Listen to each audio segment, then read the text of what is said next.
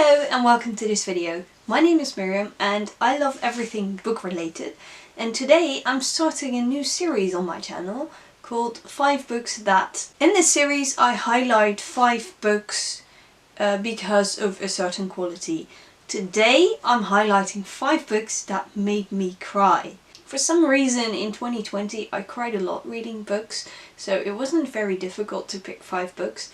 I picked 4 I read in 2020 and 1 I read in 2019. For years and years I haven't shed a tear over a book, but the last 2 years it's been, well, I've been making up for it. The first book I want to highlight is Something to Live For by Richard Roeper. I believe in the United States it was published under the title How Not to Die Alone, and both these titles fit. I bought this at the end of 2019 when I was in England, my last England visit, and I simply love this cover. And look, this edge it has a railroad on it, and I just thought it was beautiful. That's why I picked it up, and I could not know that it would be such an emotional ride. In this book we meet Andrew. When someone dies and they don't have any family members, he goes in search of their family members or other people while going through their possessions, so that those people can be informed of the death of that certain person and maybe attend the funeral. That's kind of sad, but luckily Andrew has a wonderful family, a wife and 2 kids, and everything is great. At least that's what he tells his colleagues, and that alone was quite gripping, that he made up a family. If you will read this book you will find out why he did that, and it's been a year since I read this book and I still think about it quite often. So if you get a chance to read Something to Live For or How Not to Die Alone, do it. And bring some tissues. The second book that absolutely made me cry was Half a World Away by Mike Gill. I can't even express why I cried, but yeah. In this book we meet Carrie and Noah. Carrie is a single mum, a hard-working mum, but she lives in not a great area of town of London, I believe, London. Noah is a barrister and he's quite successful. What Carrie knows, but Noah doesn't, is that they are brother and sister. Noah was so little when he was adopted that he can't remember his sister. And then something happens and Carrie needs her brother, so she starts looking for him. Well, things happen.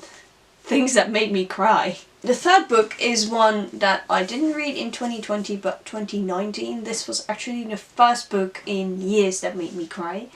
It's called Joy, the Dutch version of Becoming Mrs. Lewis. So it's about C.S. Lewis's wife, about how Joy Davidman becomes his wife. Simply put, that's what the book is about. I already knew how the story was going to end, but still the way it was described was so emotional and gripping. One of my favourite scenes from this book was actually something that didn't make me cry, but it was Joy's meeting with J.R.R. Tolkien, and it was so spot on how I thought Tolkien would be like, so I absolutely love that about this book. The fourth book that made me cry was one I read in 2020 again. This is the Dutch copy, it's my mum's. I read it in English but I borrowed that copy and I thought it would be great if I could hold this in the video. So it's the Dutch version of American Dirt. It made me realise why people flee their country. I think I was only 1 chapter in when the tears started to roll down my cheek. I've shed plenty of tears while I read this book, but it was absolutely worth it. The last one I don't have a physical copy of. It's an original Dutch book, it's Dutch only. It's Zwanenlied, can be translated as Swan Song, and literally during the last 40 or 50 pages of this book I was crying my eyes out. It was, the book starts with a 25th wedding anniversary of the main character, but she has this pain in her stomach, and at the end of the party she goes to the hospital because it's so bad. They can't find anything, but later on in the book she has a terminal illness, and you follow her journey, praying for a miracle and on the other hand accepting that the end is coming. It has a prequel, it's a sequel to another book, and I think that helped me understanding the characters a bit better, because the last chapter is from the perspective of her daughter and the sequel is written from the perspective of the daughter. You simply wish they had more time, because, spoiler, the mum dies in the end, the main character. So that's why the last chapter is from her daughter's perspective, and it's so emotional. It made me think about the day that my parents will pass away, and no, I didn't like that. I didn't like thinking about that. So, but on the other hand, it was very well written, very well done. So this was the last of the 5 books that made me cry. I believe there are plenty of other books that made me cry, and there will surely in the future be more books that will make me cry.